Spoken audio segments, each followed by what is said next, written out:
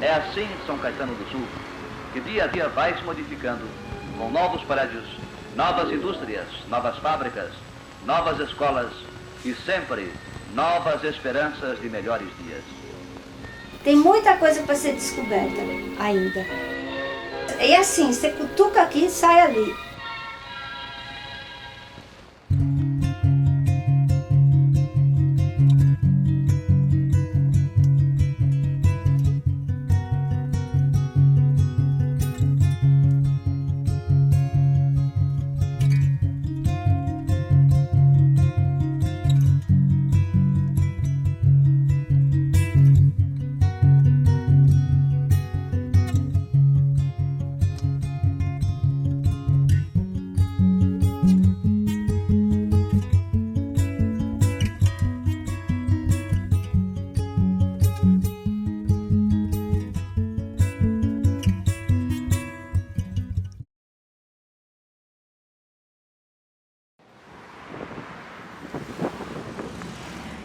Eu acho que São Caetano tem, sim, uma história sindical, só que ela não é a história oficial, né?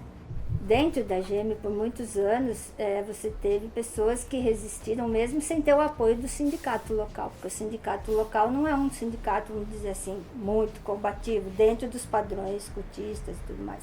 No período da ditadura, a GEM mandou um representante dela para fazer uma vistoria, né? Daqui nas fábricas do Brasil. Isso foi em 76, acho. E esse representante, que é um representante para a América Latina, ele fala que ele nunca viu uma empresa produzir tanto e tanto desalento entre os trabalhadores. E nessa época a oposição sindical já queria que a GEM negociasse a instalação de uma comissão de fábrica. E a GEM se negava. Então existe um movimento sindical na cidade, existiu e existe, só que ele não é o oficial. Eles tinham sempre um militar que estava associado às empresas, né? O Alcântara era o funcionário da GM e o Cirim era o contato dele dentro do poderio dos militares. Era pesadíssimo, né? Porque você tinha espiões dentro da fábrica. A fábrica passava os dados para os órgãos de repressão, passava a informação do teu endereço, se você era ligado a algum partido de esquerda, se você dentro da fábrica tinha alguma militância. Vem cá, vem ver. Opala, fizemos o carro. Você o fez líder. Seja feliz no Chevrolet. Veja o país no Chevrolet. Sempre uma vantagem a mais.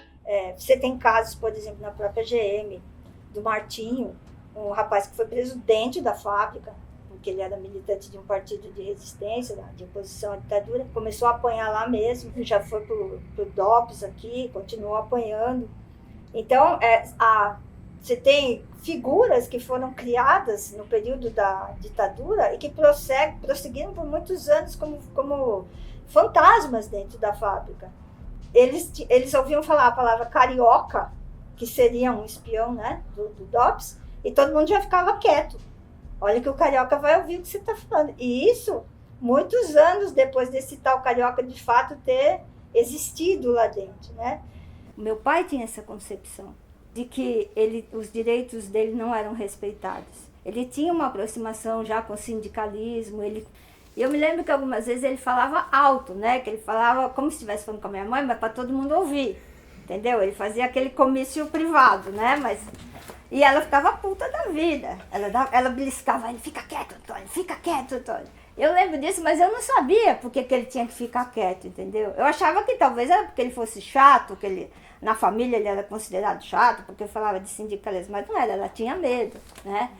Ela tanto tinha medo que ele trazia as revistas, às vezes revistas, eu não sei se de Partido Comunista, não sei de quê, mas ela enfiava tudo embaixo do sofá, para ninguém ver que tinha aquelas revistas lá em casa. Isso é muito curioso, porque quando eu entrei depois na faculdade, muitos anos depois, os professores davam os livrinhos dos primeiros passos. E um deles era o que é comunismo. A hora que ela viu aquilo, ela sumiu com o meu livrinho. Eu tive que comprar outro, porque ela ficou assustada com o livro.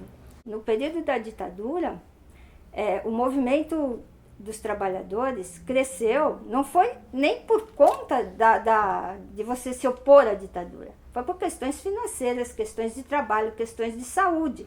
E tudo isso foi formando um caldo, né, das pessoas que também se opunham por questões políticas e tudo mais.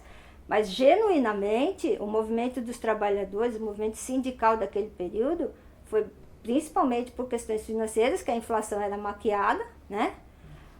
Falava que era X e era muito mais do que aquilo, e por questões trabalhistas. O que a ditadura fez com os trabalhadores dentro das empresas metalúrgicas, na questão de saúde e de trabalho, condições de trabalho, é criminoso, porque eles tinham que referendar o milagre econômico. E as empresas metalúrgicas eram o principal espelho deles, era a menina de ouro deles. Então as pessoas trabalhavam assim, alucinadamente, ganhavam pouco, sofriam acidentes de trabalho com muita frequência, um índice recordista de mortes durante a ditadura, e isso apagado também, silenciado, não existia. Então era muito pesado. Quando teve a greve da GM 84 e 85, uma das pessoas que eu entrevistei, uma menina, conta que porque o pai participou, eles chutavam o portão da casa dela, falavam que era baderneiro, que era desordeiro, que ia se dar mal. Na escola, falavam, o seu pai, olha o que ele está fazendo. Seu pai está levando, vai fazer o meu pai ser demitido, é culpa dele, sabe? E esse clube da GM serviu até para eles divulgarem listas de pessoas que depois iam entrar naquela lista suja. Eles demitiram as pessoas que participaram dos movimentos grevistas e ao invés de falar com a pessoa se está demitida, nós botaram a lista lá no clube, onde as famílias frequentavam. Que já era mesmo para a pessoa ver e falar, não sei quem participou da greve. Tem também o caso do seu Sebastião. Ele sofreu tanta humilhação, porque você entrava naquela lista, né, suja, as empresas se reuniam e faziam aquelas listas de renegados. Ele sofreu tanta humilhação, inclusive da família, porque o que as empresas faziam, nesse caso a GM lá de São José? Ela divulgava na mídia que eles eram terroristas, né? Que eles eram pessoas perigosas, criminosas. E muitas vezes até a família entrava no jogo. Por que você não arruma emprego? Não sei por que eu não arrumo emprego. Porque você é vagabundo, porque você é baderneiro. Não, ele estava com o nome naquela lista, ele não ia arrumar emprego. Ele estava procurando. Ele falou que pensou em se suicidar. Né? Sei lá, ele nos contou essa história. E quem se suicidou de verdade? Não vai contar nunca, né? Então, você imagina, nesse período pesado da história do nosso país, que os acidentes de trabalho eram diários, eram comuns e ninguém estava nem aí, como era a cabeça do trabalhador. É lógico que o cara ia sair e ia procurar um escape, não é? Se ele não tivesse uma direção, se ele não tivesse, sei lá, uma consciência mais clara do que estava acontecendo, ele ia buscar uma alternativa para esquecer aquilo, para amortecer. É o que eu estou falando do seu Assis, que entrou em depressão e começou a beber demais e sumiu. Tem uma história curiosa que eu fiz para o meu mestrado, que é do seu Elias Stein, que ele descobriu que todo mundo que tinha sido mandado embora numa greve, num determinado dia, numa greve, não estava nessa lista. Aí ele vai e muda a carteira dele, ele passa um branquinho e muda, e consegue emprego. Ele conta essa história. Ele, inclusive, foi torturado e tudo mais. Então, eles tinham esse poder, principalmente em cidade pequena, né, São Caetano, eles tinham um poder muito grande sobre a comunidade. Ela tinha uma capacidade de criar uma comunidade avessa ao movimento reivindicatório, avessa ao movimento grevista. Isso se espalha por muitas gerações. As pessoas vestiam a camisa e essa camisa era levada pelos filhos, pelos netos, e até hoje é assim, né? Muita gente ainda fala, não é uma mãe. A empresa, ela vai criando vínculos associativos com os trabalhadores, ela vai promovendo festas, ela vai fazendo encontros no clube para falar, sei lá, de saúde, para falar de questões mais amenas. E por trás enquanto tudo isso ocorre, enquanto os movimentos de oposição e de trabalhadores ocorrem, ela vai criando um status ou um pensamento, vai criando um sentimento de que é uma empresa de família. A GM é uma mãe. E não, mas a GM é melhor, porque a GM dá isso, a GM dá aquilo, entendeu? Então ela criou essa identidade, com com o sul são caetanense, de que ela veio para acolhê-los. Então, quem vai brigar com a mãe? Né? Só os que são rebeldes demais, né? E esses daí, ó, olha. Tem vezes que o mundo lá fora se torna desagradável. É nestas horas que a gente sente como é bom estar num Opala 76. Silencioso, confortável, requintado, com seu novo interior monocromático opcional. O Opala 76 é sempre um ótimo lugar para você. Não importa o que aconteça lá fora. Opala, fizemos o carro, você o fez líder. Mas teve pais que trabalharam aqui nas fábricas? Não, só tive um tio que trabalhou aqui, né? Só tive um tio e eu trabalho aqui faz 29 anos. Olha só. É, faz 29 Bastante, anos. hein? É. Aqui desde... uma vida inteira. É, desde 96, né? Tá bom, né? Tá bom. Mas aí aqui conta um pouquinho da história operária. Vou deixar com você. Tá bom. Nossa, obrigado. Operária. Eu vou ler. Vou pegar meu ônibus agora. Oh, beleza. E obrigado, tá? Obrigada a você, Obrigado pela atenção. E tudo de bom, tá? Tudo de bom pra vocês. Ih, tem história aqui em São Caetano. Tem noção. E hoje você já está num outro momento de sindicatos que discutem a questão da falta de oportunidades iguais para homens e mulheres e outros grupos LGBT e outras discussões, a questão dos assédios. Então você já tem outras discussões plurais que, por exemplo, a gente não vê aqui na cidade. A gente não vê na cidade nem do ponto de vista institucional. O ano passado, vários sindicatos bancários criaram os comitês de luta, que eram o quê? Umas tendinhas, onde você ia lá, levava um abaixo-assinado para pedir, sei lá, democracia, juros menores, várias questões nacionais, e as pessoas conversavam com os sindicalistas e assinavam um abaixo-assinado. Pois mais de uma vez, eles foram em todas as cidades do Grande ABC, várias vezes, nas 7 cidades. Mais de uma vez em São Caetano, eles montaram a banquinha ali na praça, em frente à matriz, taxista, comerciante, gente que não tem nada a ver. Sai daí. O que vocês estão fazendo aí? Vou chamar a polícia, hein?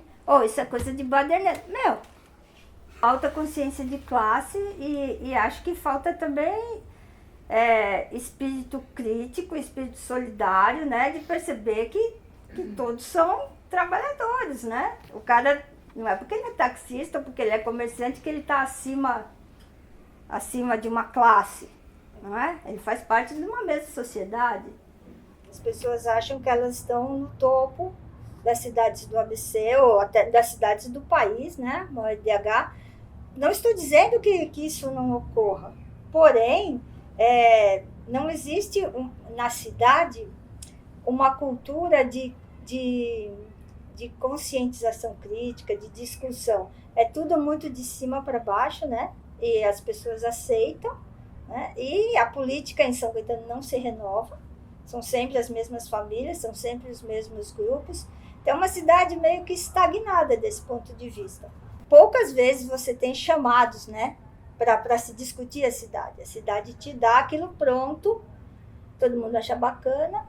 E a capacidade crítica, acho que é a coisa mais importante que a gente tem.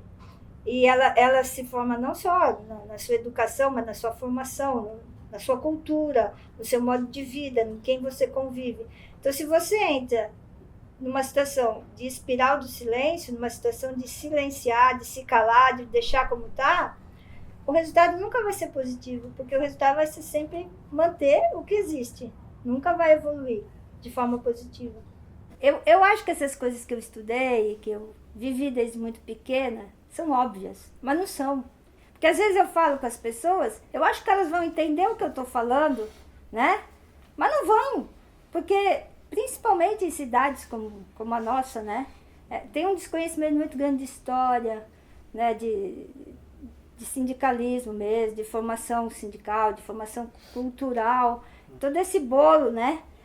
E, não eu, mas tanta gente que tem obviedades para falar e que na verdade não são obviedades.